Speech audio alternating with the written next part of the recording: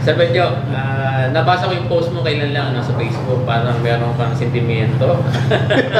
Lagi. Tungkol sa implementation ng asynchronous, ano?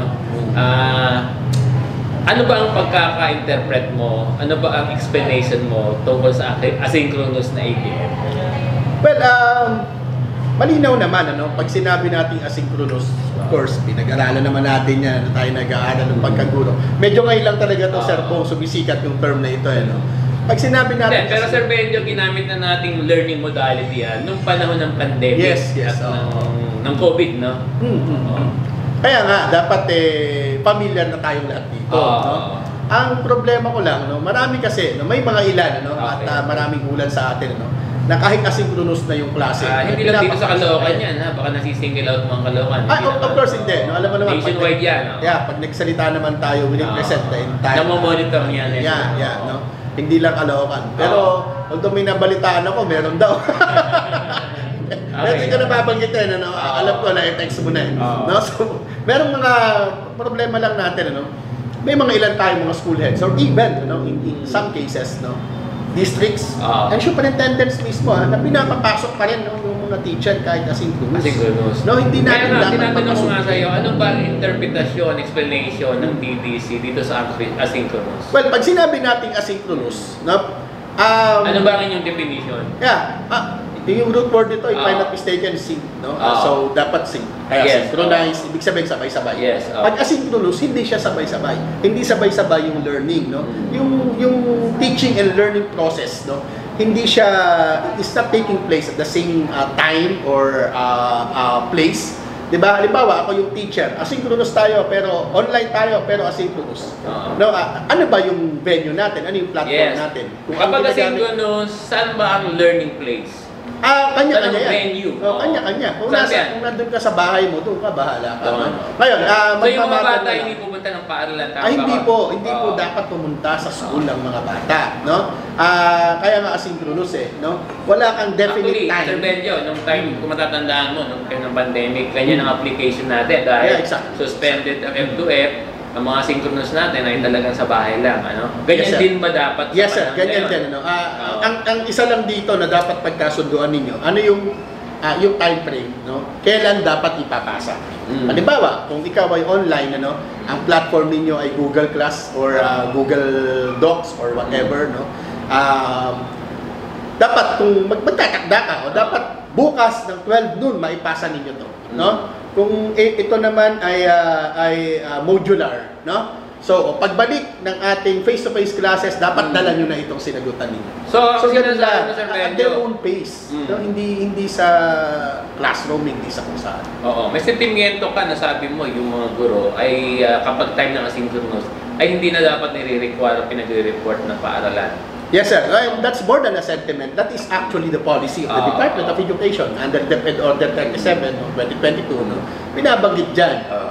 Kasi hindi naman canceled yung klase. Hindi suspended yung klase. Ang suspended ay yung face-to-face classes. Ang sabi ng DepEd, no, in the event, no, that classes were shifted, no, to face to from face-to-face to modular or online or asynchronous, di ba? Yung mga bata hindi pupunta sa school, yung teacher hindi rin pupunta. Correct. Kasi, bakit pa pupunta lang yung school?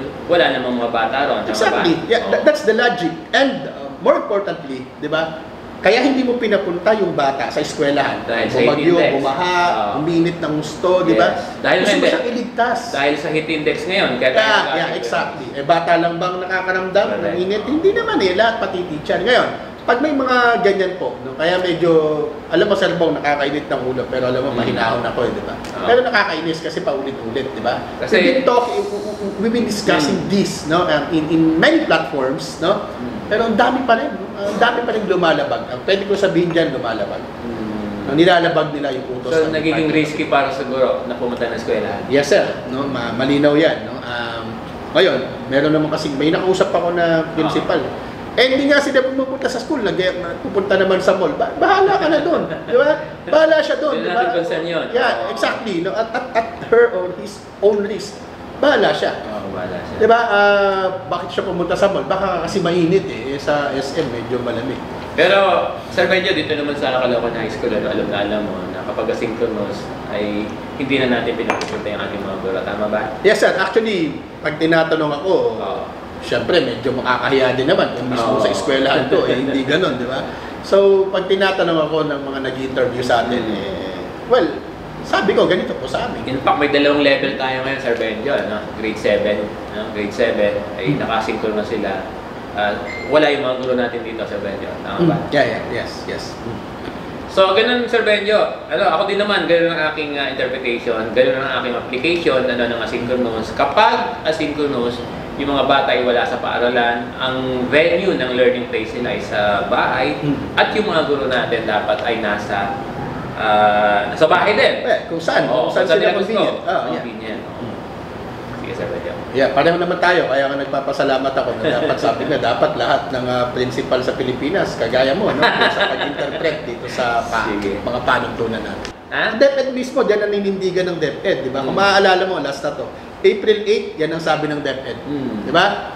April 15 and 16, yan din ang sabi ng DepEd. There is a reiteration from the Department of Education. Mas magaling mo ka pa ba sa central office, di ba? Anyway, thank you, Sir po. Kung may mga principal ba na nagpapapunta during asynchronous, meron ba tong pwedeng maging administrative? Yes, sir. Yes, sir. Kasi that's a clear violation of existing DepEd rules. Diba? At doon sa ating DepEd Order number 49 noong 2006, no? Yung rules of administrative procedure, kasama yan, no? Doon sa mga admin cases. Pero wag na natin pabutin doon. Usapan na lang tayo, no? Ayaw lang naman namin kasi minsan yung mga teacher lagi nating tinatakot, di ba? No? Baka makasuhan ka, di ba? Bakit pag kayo hindi? Di ba? Pareho lang naman tayo. Anyway, sige sir. Sige, Sir Benjo, maraming salamat. Yes sir.